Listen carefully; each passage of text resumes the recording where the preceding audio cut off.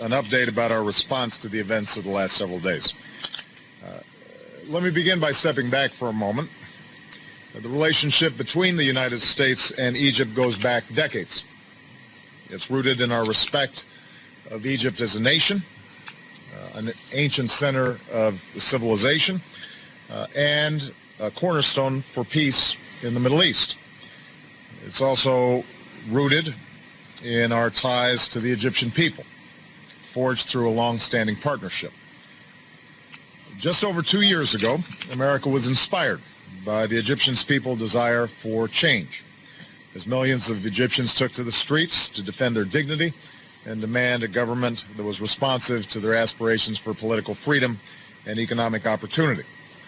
And we said at the time that change would not come quickly or easily, but we did align ourselves with a set of principles: nonviolence, a respect for universal rights, and a process for political and economic reform. In doing so, we were guided by values, but also by interests, because we believe nations are more stable and more successful when they're guided by those principles as well. And that's why we're so concerned by recent events. We appreciate the complexity of the situation. While Mohamed Morsi was elected president in a democratic election, his government was not inclusive and did not respect the views of all Egyptians. We know that many Egyptians, millions of Egyptians, perhaps even a majority of Egyptians, were calling for a change in course. And while we do not believe that force is the way to resolve political differences, after the military's intervention several weeks ago, there remained a chance for reconciliation and an opportunity to pursue a democratic path. Instead, we've seen a more dangerous path taken through arbitrary arrests, a broad crackdown on Mr. Morsi's associations and supporters, and now, tragically, violence that's taken the lives of hundreds of people and wounded thousands more. The United States strongly condemns the steps that have been taken by Egypt's interim government and security forces. We deplore violence against civilians. We support universal rights essential to human dignity, including the right to peaceful protest. We oppose the pursuit of martial law, which denies those rights to citizens under the principle that security trumps individual freedom, or that might makes right. And today, the United States extends its condolences to the families of those who were killed and those who were wounded.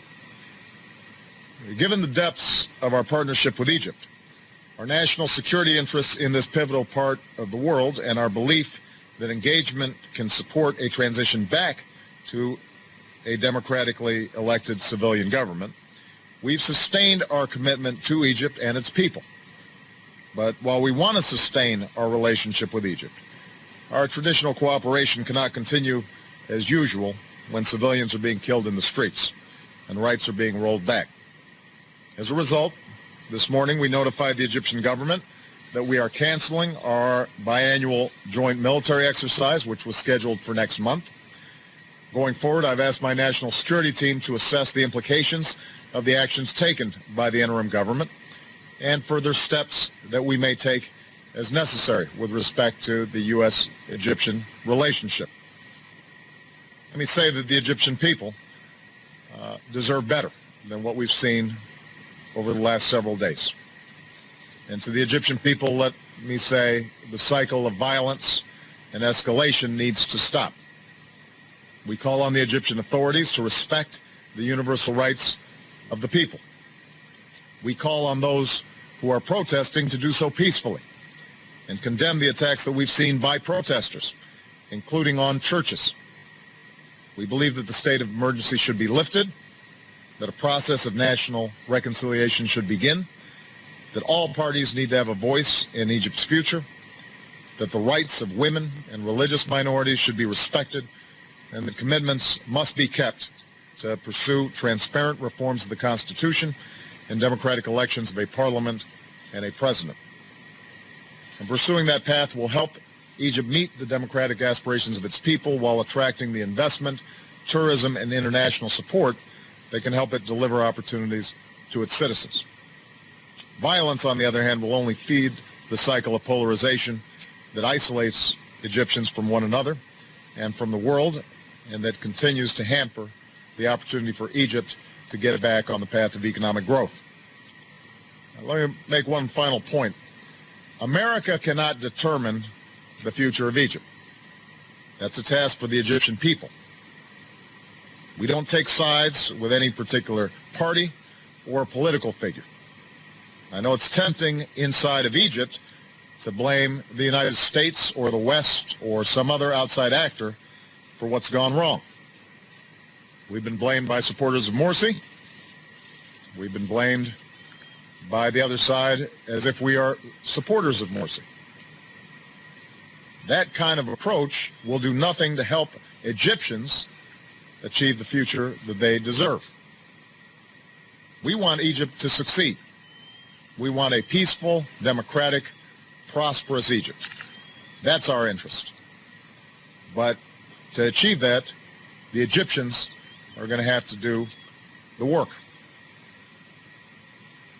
We recognize that change takes time, and that a process like this is never guaranteed. There are examples in recent history of countries that are transitioned out of a military government towards a democratic government, and it did not always go in a straight line, and the process was not always smooth.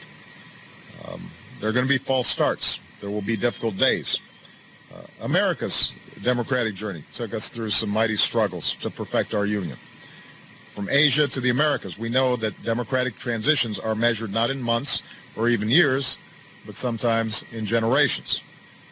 So in the spirit of mutual interest and mutual respect, I want to be clear that America wants to be a partner in the Egyptian people's pursuit of a better future, and we are guided by our national interest in this long-standing relationship. But our partnership must also advance the principles that we believe in, and that so many Egyptians have sacrificed for these last several years, no matter what party or faction they belong to. So America will work with all those in Egypt and around the world who support a future of stability that rests on a foundation of justice and peace and dignity. Thank you very much.